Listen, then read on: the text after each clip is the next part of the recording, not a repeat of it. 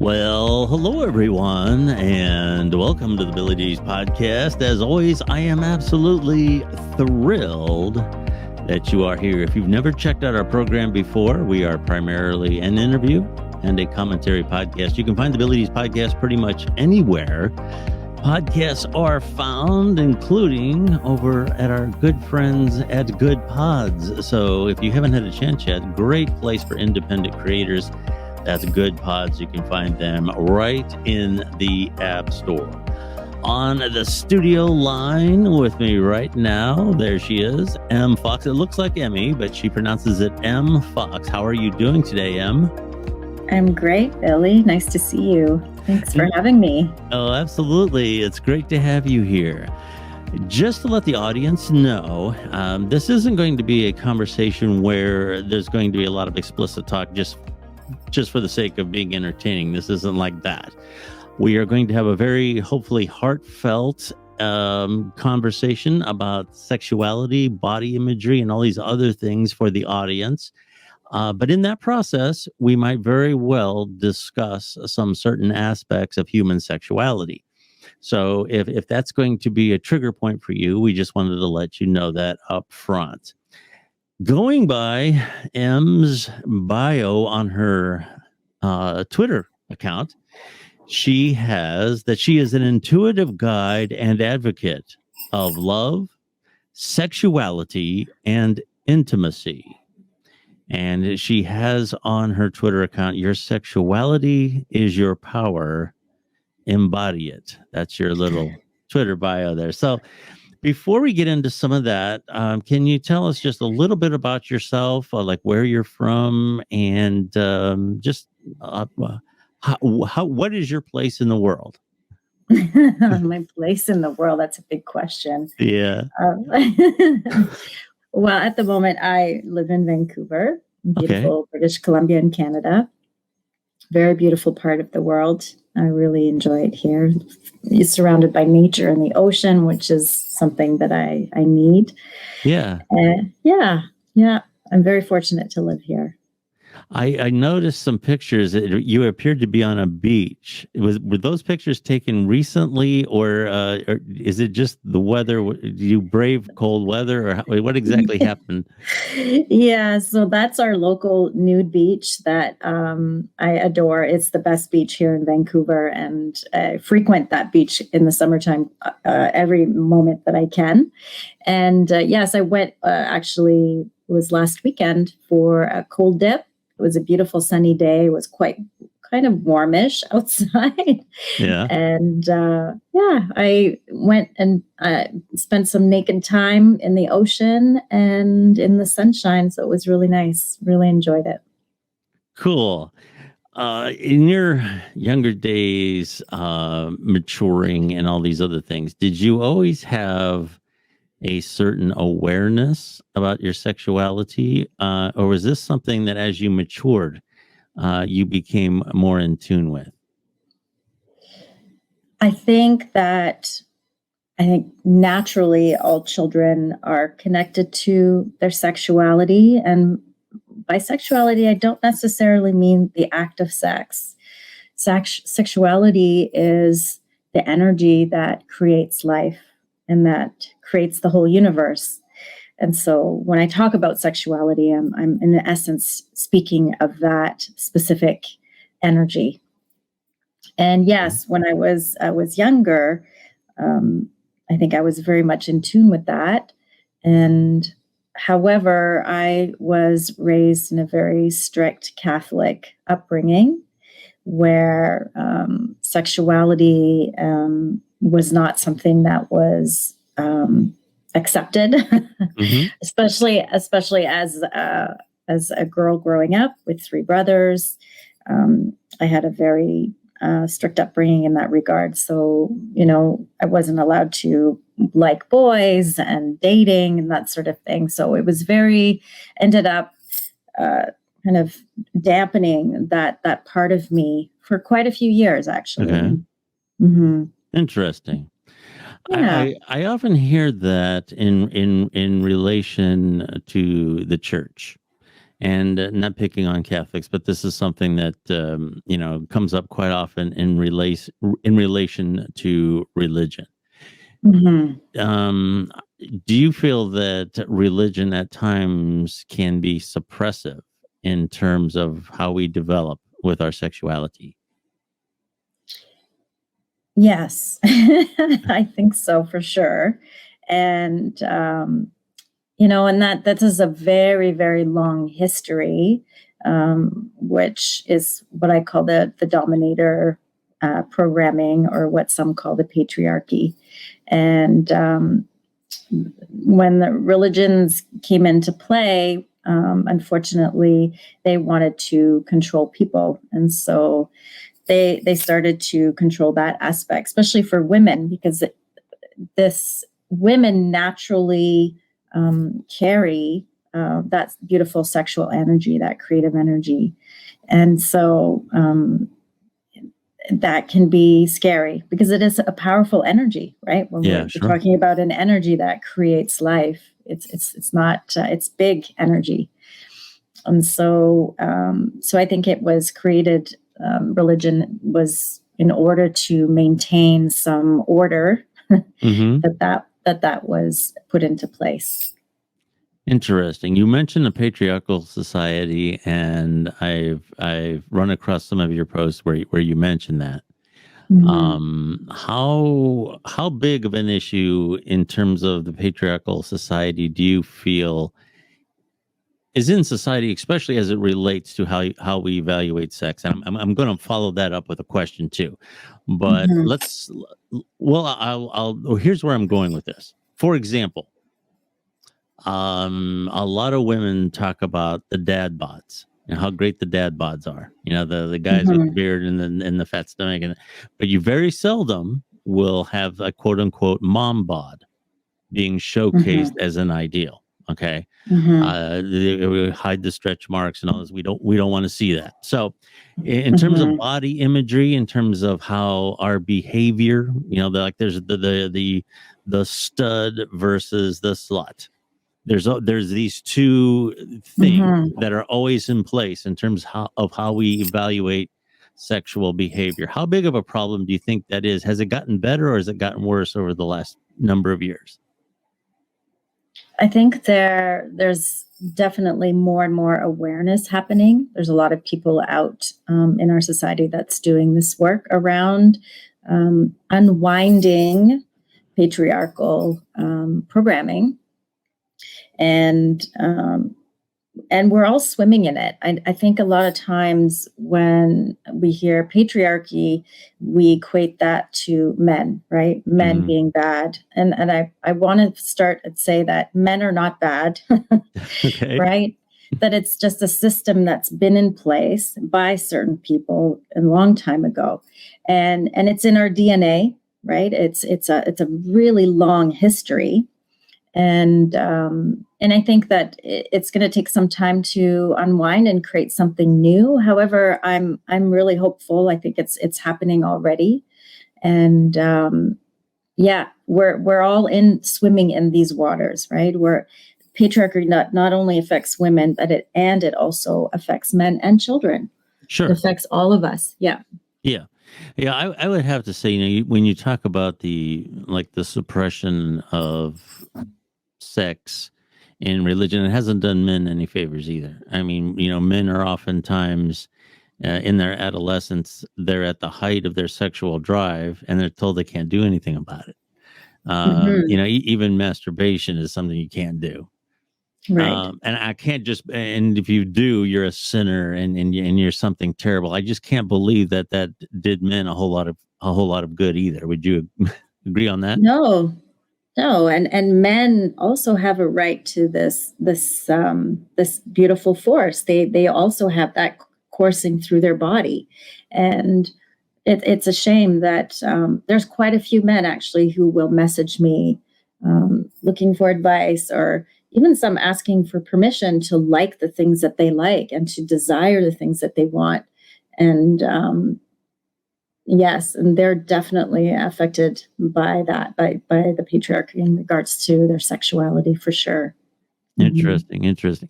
You mentioned, that when we're talking about sex, we're not necessarily talking about identifying in any particular way, but our desire for some sort of pleasure, whatever that may be, whether it's commonly referred to as straight or heterosexual or homosexual or whatever the case may be. That drive isn't always just about the sex, but it's about what you were talking about, an awareness and energy. Is that something that you feel? I've heard people talk about that, and they have something in common. I will follow up with that in a minute. I'm going to hold that one back. But in regard to that energy that we have, is that something that needs to be explored more? Is it too much about the physical? It's not too much about the physical. It's actually, we're not embodying it enough. Okay. We're not allowing ourselves to embody this energy. So the majority of us are spending our time in our head, right? If we look at the way the world is run, we're talking about, what do we like the hustle. We need to be busy all the time. We need to achieve and have competition and all of these things. And unfortunately, it doesn't allow you to anchor yourself in your body and to sit with that and go, is this actually right for me? Is this what I want? How does this feel in my body when I'm offered this job, or someone wants to talk to me or asks me to go somewhere? Do we actually take the time to pause and check in with our physical body? Because the physical body is very wise. It has a lot of knowledge, and not the brain knowledge, but physical knowledge that's attached to that sexuality, that energy, which is nature, right? So I think we're not embodying it enough. We're hiding it. We're ashamed of it. We feel guilty when we want pleasure, when we simply want to take a day off and not go to work and simply read a book or spend some time in nature or be with our family. Yeah. The one thing that I have noticed with people like yourself, women who, in particular women, that have this awareness of their body, the awareness of their sexuality, when you do something as simple as shake their hand, there is a sensitivity there a lot of times that you don't have from other people. They're just very much in tune to the touch, and what they seem to have in common besides that is they have a fondness for nature. They enjoy the walks, the streams in the forest, and all of these other things. And you've kind of touched on that those are very much intertwined. Do you want to expand on a little bit on how that works? Well, yes. For me, it's very obvious is that the human being is the most domesticated animal on the planet. We are so disconnected from nature. Yes. We live in concrete buildings. We don't take time to go to nature. We don't take time to sit in stillness and to listen. We forget that we are part of nature. We are not above nature. We're not better than nature. If we look at the way we're behaving, we're constantly trying to manipulate nature and take from her to our benefit, as opposed to being with nature. If we look at indigenous cultures, they know this, they understand this. Yes. Right? So we, as a modern people, modern man, and with technology as wonderful as it may be, because we're here together because of it, it does disconnect us from nature.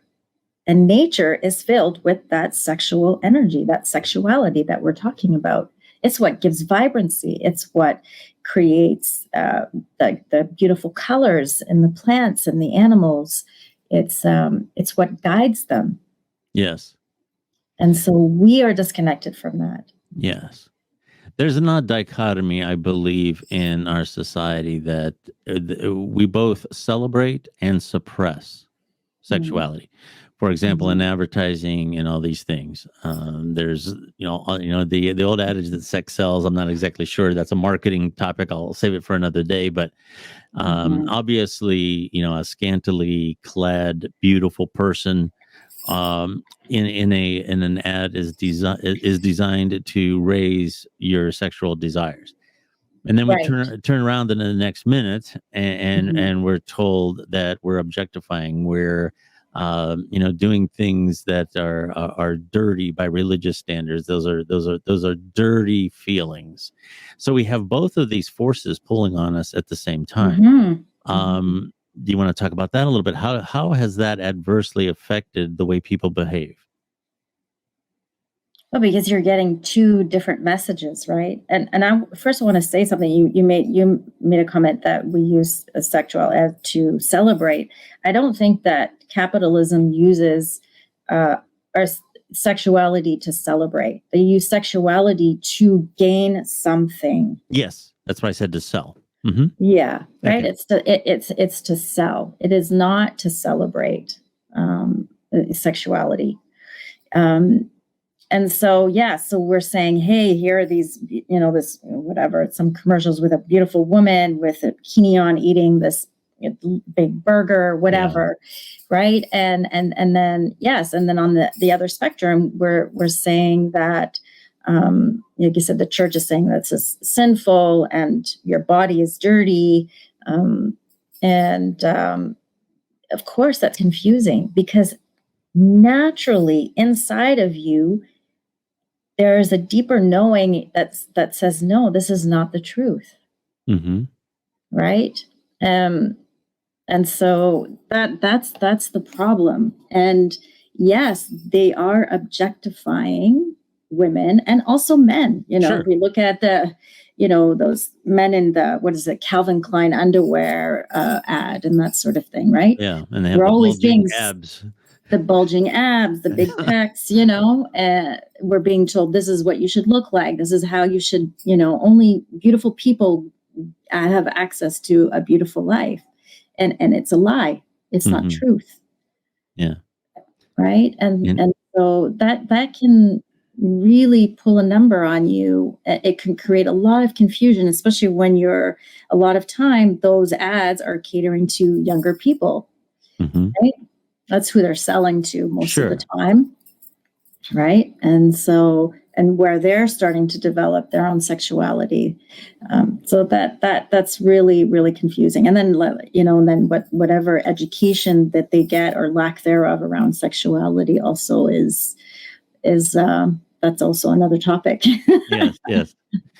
You are an advocate, I would say, for the empowerment of women. I noticed you mentioned it's kind of a political thing. You mentioned the capitalism. So you do have a little bit of maybe a political or maybe a social cause to your place online. Would that be fair to say that? Oh yes, for sure. I mean, our sexuality is political, isn't it? If we look at, politics, telling us who can have an abortion, who can't, they're using that to their advantage to gain more power, to gain more popularity. For me, my cause here is, I took a course on prosperity, and our question that we had to contemplate the whole course was, how can I be of greatest service to the whole? And for me, if everyone is in tune and tapped into that their own nature and their innate wisdom of their sexuality, we will have a much better life on this planet. We will have more respect for nature and for the animals that live on the planet. We will have more respect and kindness towards each other, between the relationship between men, women, children of all genders. It would be completely different. And there are people on the planet right now who are working. I have studied with a particular group of people in Portugal. They're called Tamara, and they're a biotope. And they basically, since the 60s, have studied the relationship between men and women and the human being with the planet. And they are doing a lot of work to correct and to create a new world, a new human being. And the course I took was called Global Revolution and the Healing of Love. And they talk a lot about sexuality and the things the deep wounds that we have around it. Yeah. And so for me, it's coming from my own experience and having my own wounds. And I've spent about the last 5 years healing that and integrating those parts inside of me. I think that I want to share that with everyone. I want to create that space where people can start to talk about this and really get comfortable. Because I think that, again, my vision is for a more peaceful planet, more peaceful relationship between each other, between people. Sure. I hear what you're saying too, in regard to the woman's body issue, talking about politics. And the only thing I'll make a comment about this. I know that the subject of abortion can be a very hot button issue for a lot of people, and I don't want to dissect a lot of it. But the one thing that concerns me about it, and I don't hear either quote unquote side, because we always have two sides now. There's never nothing in between. We can't discuss nuance. There has to be either for me or against me. That's the way we're set up now.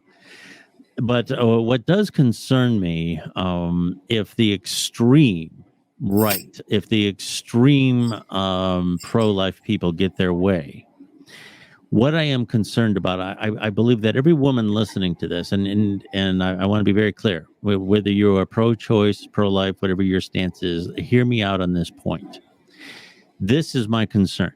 I suppose every woman that's out there to some degree has had a problem with some sort of a man with unwanted advances, or in particular with exes, an ex-boyfriend or an ex-husband that just doesn't get it, that the relationship's over. This can be very frightening. And a lot of times this can be an issue where you don't get a whole lot of help from the authorities until something really drastic happens. So what concerns me is I'm afraid that if the extreme pro-life movement gets its way, they're going to arm a certain segment of society with the notion that if I rape my wife or my girlfriend and I get her pregnant, a judge is going to tell her she has to have that baby. And that's going to forever intertwine our destinies. And it's not that far out. It's already happened where rapists have sued for support. That's already has happened. Wow. So my concern would be is if the extreme gets their way, it's going to be to the point where if a woman gets raped by her father, she gets pregnant and the pregnancy will endanger her life. She still does not get the option of an abortion under these no exceptions rules. And that to me is that's frightening. I don't want women to be in that situation. Is what I just said. How do you react to that? Do you agree with a lot of that, or what's your take on that? Of course, again, it goes back to the point I was making that we're constantly trying to manipulate nature.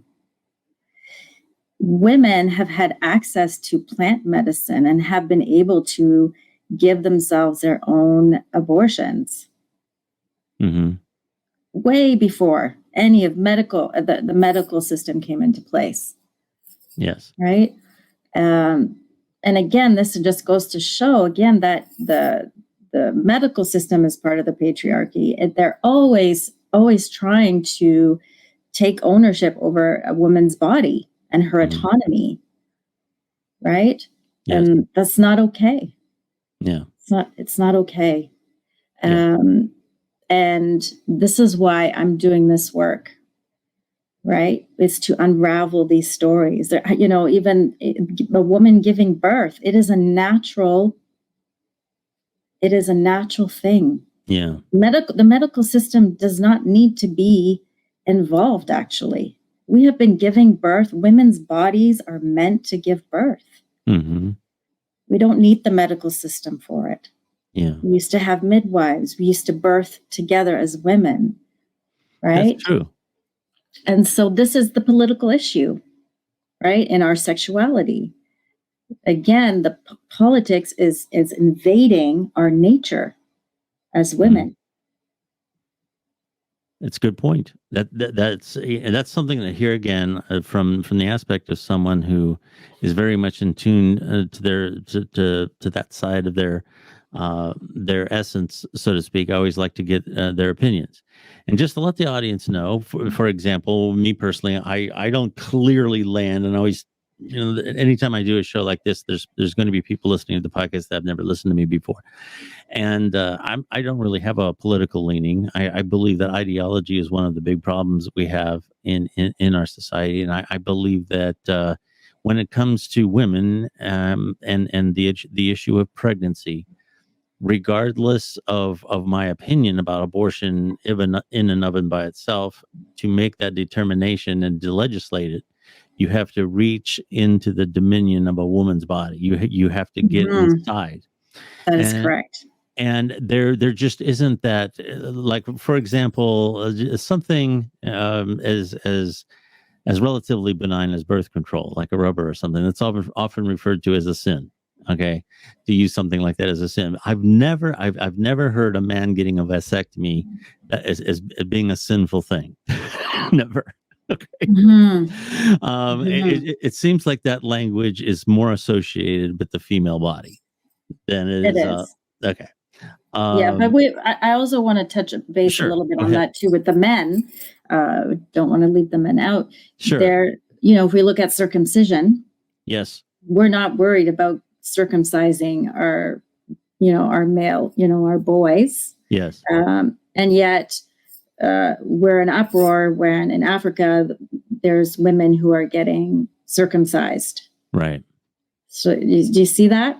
Yeah. So men too are being are part of that. They are also being dominated, and that child does not have a choice to not get that circumcision, and it's also a form of taking away their sovereignty.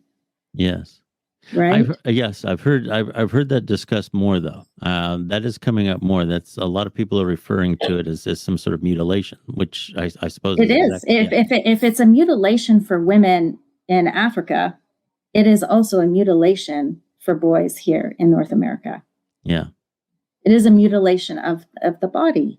Yes. The body is the child. The male child is born with that foreskin for a reason. Yes. It is there for a reason, and it was removed. It's a religious. Is it not a religious thing? Yes, that's where it started. I've heard it described as a hygiene issue as well. I don't know how true that is. And it's not. It actually keeps the penis very hygienic. Okay. So that's a lie. It's not a truth. Yes. And here I admire your objectivity here. You are a proponent of all genders. You want everyone to have their sovereignty. All human beings have a right to that. If you are transgender, if you are gender fluid, it doesn't matter. That is how you were born. That is your nature. Who are we to say that this is not natural? If it is born that way, it is natural. Nature has created that person that way. Yes. I'll ask you this about the type of stimulation that a lot of people go for. There's a component of this, let's say erotica. Okay, erotica has been around in different forms of art as long as art has been around. Okay. There's a sexual depictions in caves. Okay. So there's an erotica component. There's something where, like you said, it's a life force. It's part of beauty. It's a natural thing. There's part of what we might call an erotica genre of art, not only in terms of what you paint, but pictures and so on. Mm-hmm. But then there is what a lot of people describe as porn. Mm-hmm. Okay. And to me, porn would be more graphic. And a lot of times it can be a very unhealthy depiction of sex. It can give people false impressions of what the male ideal is like. A lot of men think that their penis is too small because they've been watching men who have exaggerated proportions. Mm-hmm. And same goes for the women. You know, the idea that you have to have a perfect body and you have to look good, and they don't realize all the shots and all the lighting and everything that makes those things look the way they do, the airbrushing and everything else. The bleaching. The bleaching. Oh, yes. And that's a new one. Never. Bleaching of the butthole. Yes. Yeah. Yes. And you know, you have to have, everything has to have the same skin tone all the way around the body. Mm. So there's that unhealthy stimulant there. But I would say this too. When I was young, I remember one time I was in the 6th or 7th grade, and I was forced to work a paper drive, and we were taking, unloading cars and throwing them in the truck, and we found some magazines. I don't remember if they were Playboy or what they were. And this was a big deal. We're going through it. We're 7th or 8th grade, and we're checking out all these pictures. You can, in the palm of your hand now, watch a woman having sex, maybe unwillingly, with 3 or 4 people being 10 years old. I know. I can't believe that, as much as I would like to believe that I had my act together at that age, that would have been hard for me to consume and find a place for when I didn't even understand the basics of intercourse or anything. I can't believe that those things aren't harmful. Do you want to talk a little bit about what is a good stimulant and what is a stimulant you should stay away from? So for me, a good stimulant would be knowing my body and knowing what my body likes. So children naturally know that. Right? Children grow up knowing, they touch everything. They put things in their mouths. They're very physical beings, right? And so anything that I have pleasure with is good stimulant, right? And with going back to porn, porn is not a natural and real depiction of having sex. Right. So, how do, and again, it's like, it's again, going back to having conversations with each other. It's, as parents, how are we showing affection in front of our children of, tenderness, holding each other, holding hands, exchanging tender words. This is how we teach children about sexuality and love and pleasure. You have to know yourself.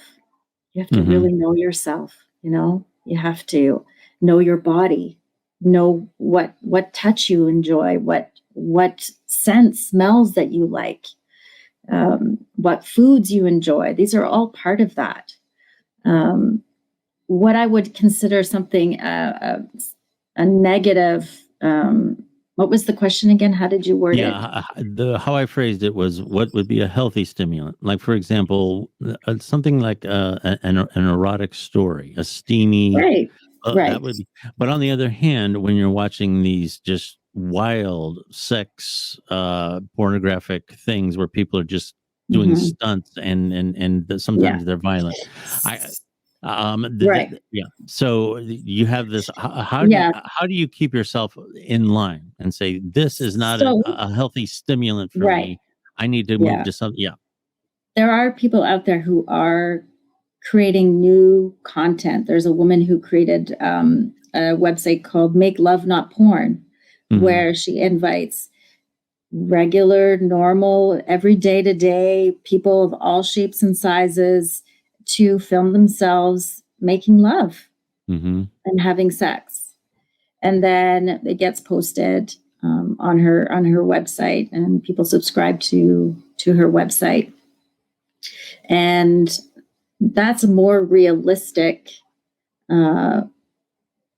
sense of pleasure, right? Mm-hmm. And it's slow. There's a lot of tenderness. There's kindness, kind words exchanged, and unfortunately, it's a paid service. So,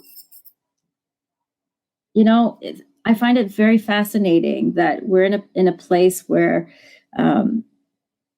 we're on the internet, where people are being gaslit, and we're in a place where people are controlling what's being allowed on the internet, and yet they do not have a special place for porn to be only accessed by a different type of internet, right, just for adults, that children would not have access to or would not have the knowledge. Why is that? Yeah. What is going on there that you can access porn for free? Yes. Yes. Why? And like I said, yeah, it's not just snippets of stuff, but I mean, there's it's a like lot that's available. Sure. hardcore, a lot of violence, a lot of, raping, and scenes of women being used in a way that is not really loving and giving. Sure. Yeah, absolutely. Right. Yes. You have a lot of, like I said, in your wheelhouse in terms of being a champion of love, sexuality, intimacy, and where you're on Twitter. And, here again, I'll tell the audience, you pronounce your name M, but it looks like Emmy. It's EMME. Your Twitter handle is at EMME_Fox, FOX. That's correct. Let's talk a little bit about your Twitter. What do you feel? I know that you've showcased some different things besides feeling good about your the energy of the sexuality that you exude, but you also you did a thing on there where you were shooting at a shooting range. Oh yeah, yes. That was with my son. And you have things where you're out on the beach, so there's a lot of content there, and I feel it's very positive. I would say that there's some of it is there's nudity involved for someone who just to keep them aware. But what would you say is the tone of your Twitter account? What do you try to get across in your social media? I think for me, it's about embracing myself. It's also, that the things that I put out, the nudity, and there's a part of me that is pushing up against some of those boundaries and those stories around nudity. My parents are from France, and so in Europe, they're way more open about. Oh, sure. They've had nudity in movies way before we did. Yeah. Way before we did in the West. And to them, sexuality is very natural. There's not there. It's not something that needs to be is to be ashamed. Are there parts of Europe? Yes, that are still very much that also have issues with sexuality. Absolutely.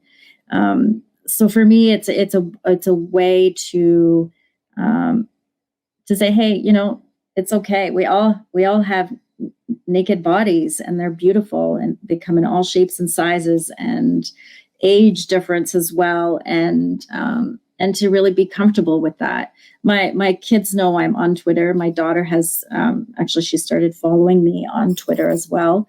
And we have some really great conversations. She would like to be this comfortable in her own body, and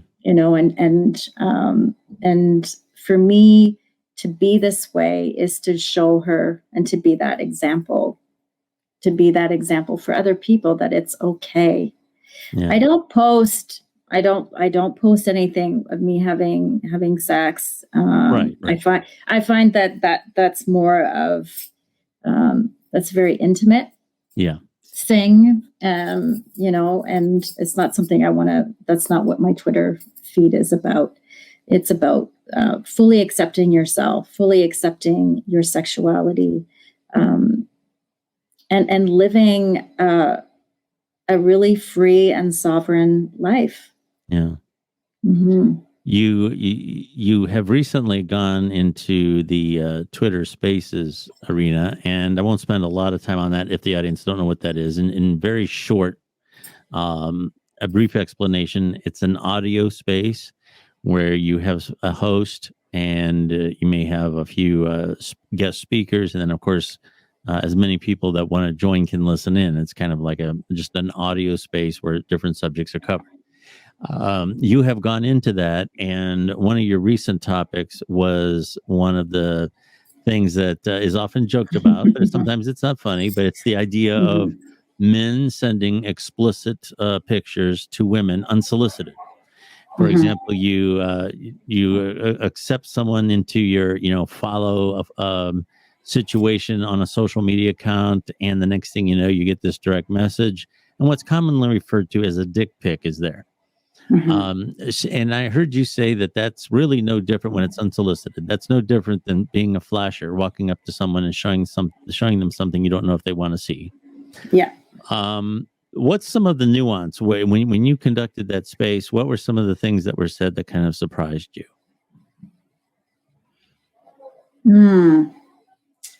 Well, I had created a survey, for in regards to that, because everyone's always like, why do guys do that? Like, it's always the question, And so for me, then I'm curious. I want to know. And so I put out that survey, and I asked men to message me, not divulge their name, but to say, okay, if you've ever sent one, what was your motives and what was it really about? And I was surprised. I had a lot of men, So I had 18 men who were very upfront and honest with me in regards to that and the purpose behind them sending the dick pic. And by all means, I'm not excusing them of that behavior. However, there's always something underlying that behavior that is this deep human need, right? Every time we have a certain behavior, underneath that, there's a need that is not being met. Yeah. And the men, what they wanted to be seen and accepted and embraced. And I guess for them, one gentleman who I think it was in the chat where the gentleman made mention of how in nature, the male animal is usually the one that's most vibrant. Yeah. Right, that has the plumage and the color, and there's something that they offer the female part to attract her to him. But in the human realm, we kind of don't have that. Yeah, men, right? It's usually the woman. I'm wearing bangles, I have my earrings, I've got makeup on. I'm the one attracting the man, so it's a little different, and so. I guess for the men, it's this way they go, oh, well, maybe if I show her my dick, they might want to have an exchange with me and be impressed by the way it looks or that sort of thing. So that was very interesting. And it's also a very vulnerable share because it's them saying, we just want to be seen and accepted, And I feel that a lot of men, I think due to the patriarchal what's going on and how much women have been affected by it, they're very guarded and angry, right? I call that this, I have a teacher that calls that the sacred rage. And so rightfully so, that anger is there, but unfortunately the men are the brunt of that anger. And so I think men don't know how to dance. They don't know how to deal with that and what to do with that. And so we're at a very delicate point right now between men and women is how do we create a space where we can have these conversations, where we can be vulnerable with each other. And fortunately, I put the survey to the women, and I did not get any answers. Yeah. No, I think I had 2 women message me in my DM. So I had to change my tactic. And instead I did an anonymous poll. And based on that poll, because we also have to look at women, we're not that innocent either. Sure. right? There was 30 women who answered the poll, and 90% of those women have sent unsolicited nudes to men. Really? Yeah. Oh. 90%. Wow. I've done it. Mm-hmm. And I've had to correct my behavior because I have an assumption that a man wants to see that. Yeah. And I'm not giving them consent. I'm not allowing them to say to me yes or no. It goes both ways. Yeah. Right? We have to look at both of our behaviors, both men and women. And it was actually the first time I did it was with a friend of mine. We had in the past exchanged nudes, and one day I hadn't talked to him in a while, and I was like, "Hey, how's it going?" And then I kind of sent him a nude to be flirty with him, Mm-hmm. and then he messaged back, and he's like, "Oh, just so you know, I have a girlfriend now." And Yeah. I was like, "Oh, I'm so sorry." And it was in that moment that I realized that also pertains to me as a woman. I need to ask permission. Yeah. I shouldn't assume that a man wants to see me naked. Yeah. Right? Yeah. Well, here again, getting back to your objectivity and how you equally apply is very impressive to me, because generally you don't get that in today's world. It's from my perspective and not yours, and you do a real good job in all of your content of that. And I would tell our audience, if they want to follow you or follow some of your content, you do a real good job of being very humanistic in this approach to what we get our sexual pleasure from.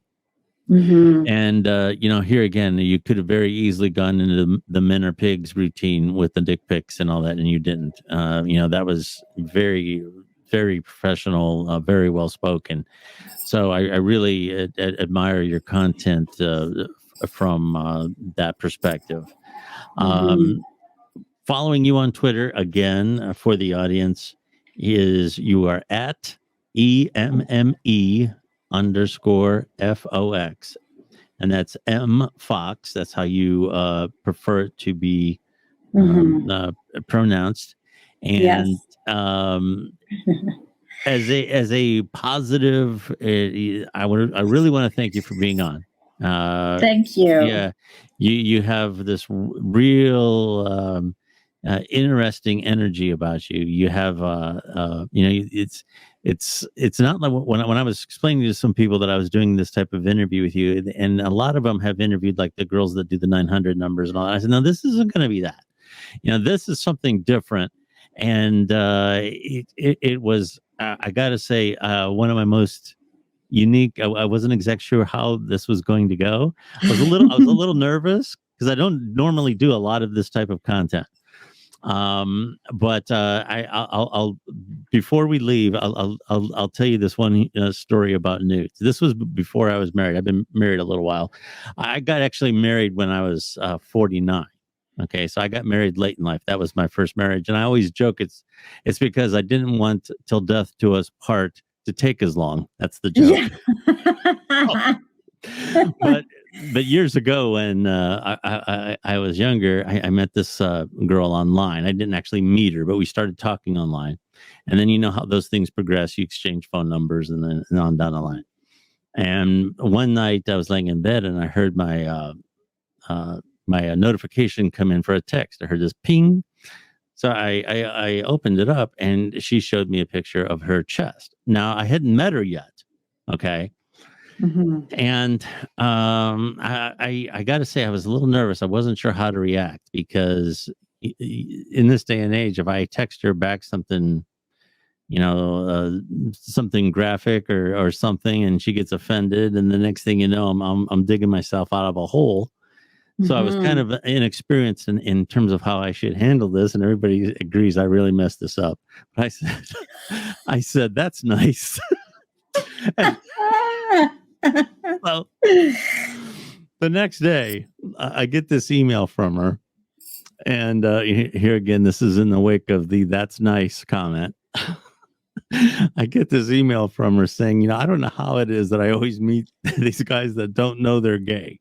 And she goes down this whole And not that there would be anything wrong with that, but in her estimation was I didn't react properly to that picture, so therefore I must be having Right. some issues. I must be Right. confused. Which Yeah. here again is a conclusion that a lot of times men do feel forced to react a certain way. When you say about that, yeah, Sure. And then also that she had an underlying desire or need to have you compliment her breasts. yes, But absolutely. you didn't give that to her. And so that's why she reacted that way. So see, this is how she was relating to you. Yeah. Yep. That's exactly right. Right? As Yeah. opposed to simply respecting you and saying, hey, I would love to send you this photo. And then starting a conversation and offering you an opportunity to either say yes or no, or to negotiate. Exactly. Sure. Or give it some context as opposed Right. to just flying into my phone at 10 o'clock at night. And that's Yeah. right. And why is it okay for her to send you that nude and expect you to say all these wonderful things, but when a man sends a dick pic, then we're saying that's gross, that's this, it's that, and I do know some women enjoy receiving dick pics. Yeah. So just so we're aware of that as well. There is that, but that's usually the conversation. Yeah. What would happen if you had said to her, "Oh, that's gross. Mhm. That's disgusting. Yeah. You're disgusting." Yeah. Right? Yeah. We don't say that. We don't say that to women, No, correct. You're right. but we do say that to men. Yes. That's interesting point. That's something to consider. Mhm. And that's one thing I really enjoy about your content. It's you often can flip the tables and give somebody something to consider that they might have not have considered before. It's all about respect Mm-hmm. and kindness and coming from a place from our heart. Mm-hmm. Right? That's what this is about. Yes. Right? That's a great message. I was going to ask you for a closing comment, but that's it right there. That's it. That's the message. That is my message on Twitter. Yes.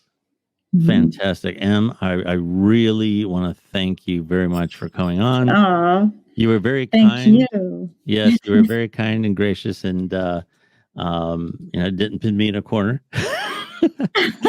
No. So That's good. I appreciate that. Thank you. And I hope you feel I handled it well. We've been talking to Emme Fox. And again, it looks like Emme, EMME_FOX on Twitter. Do check her out. Like I said, a very humanistic approach to our love, sexuality, intimacy, all those things. Emmy, excuse me. Thank you so much. I almost said it. Thank you so much for being on. Thank you, Billy, and thank you for being such a great supporter too on Twitter for me. It's been wonderful. Oh, you're very welcome. Thank you, Em. All right, I'm Billy Dees. Just a reminder, you can follow me on Twitter as well. That's kind of like my social media home. At Billy Dees, there are links in my Twitter bio to all the other places we are online. You can find the Billy Dees Podcast on all the major platforms, including Apple Podcasts, Spotify, iHeartRadio, on down the line. And of course, like I said, Goodpods is really a good place to check out independent creators. So if you haven't yet, give that app a chance. Thank you very much for listening. My name is Billy Dees, and until next week, I'll talk to you then. Thank you very much.